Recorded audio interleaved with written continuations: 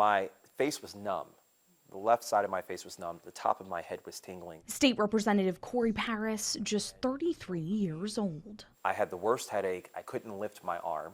He didn't know what to make of these sudden symptoms. If you know him, you know he's always lively, cracking jokes, smiling, laughing, bad dad jokes.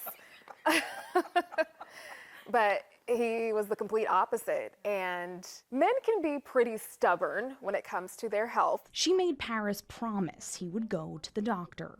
I don't care about being the bad guy for a few minutes if it means saving his life. The first thing that they said to us was, we think that you might have had a stroke. What was it like hearing those words, especially as a young, healthy person? Yeah. We think you may have had a stroke. For me, hearing that, it was life-altering. It was hard to hear. I want to be Superman for everyone, and I, have all the energy in the world. So it felt as though I had the wind just taken right out of me. He later found out he had multiple mini strokes, a sign of a bigger problem. Representative Tammy Exum has been on this crusade to get so many people to come out to get tested for their calcium score test, which would have saved her husband's life. But when he got there, doctors did a different kind of test, diagnosing Paris with a patent foramen ovale closure, known as PFO. They did what was called a bubble test. They put an IV in you and they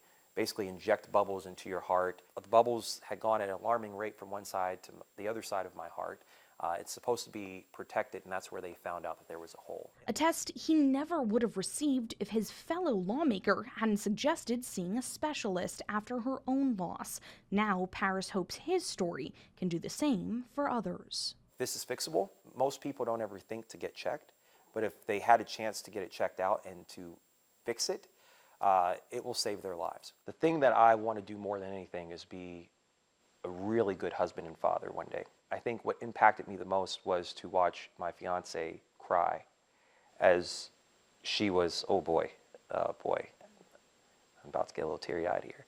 That wasn't something that I thought we would have to deal with for at least like maybe another 20 years or so. But knowing that it's happening now and thinking about the impact that could have on our future, we're seeing so many instances where younger people are being affected by health conditions that we tend to think only happen to older people. So I just really encourage folks, no matter what age, if you feel like something is off, don't ignore it. She already knew how important it is to act quickly.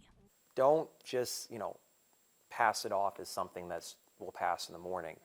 You may not have the morning. That's exactly what happened with my grandmother. She had told me she wasn't feeling well. I encouraged her to go to the doctor, and she had been putting it off. She's like, I'm going to go tomorrow. And she didn't make it to tomorrow. Thankfully, Paris got his diagnosis, and in just a few weeks, we'll have one more procedure to fill the hole in his heart. I hope that other people will find strength in this story so that they will also be able to be around longer to achieve all of the things that they want to achieve. And Paris wants to achieve a lot. He's hoping to be voted back into the state legislature, where he says this journey has inspired him to tackle insurance coverage for specialists and fight for more resources for healthcare workers. Reporting in Hartford, Emma Wolforst, Fox 61. I love you. Connecticut's news station.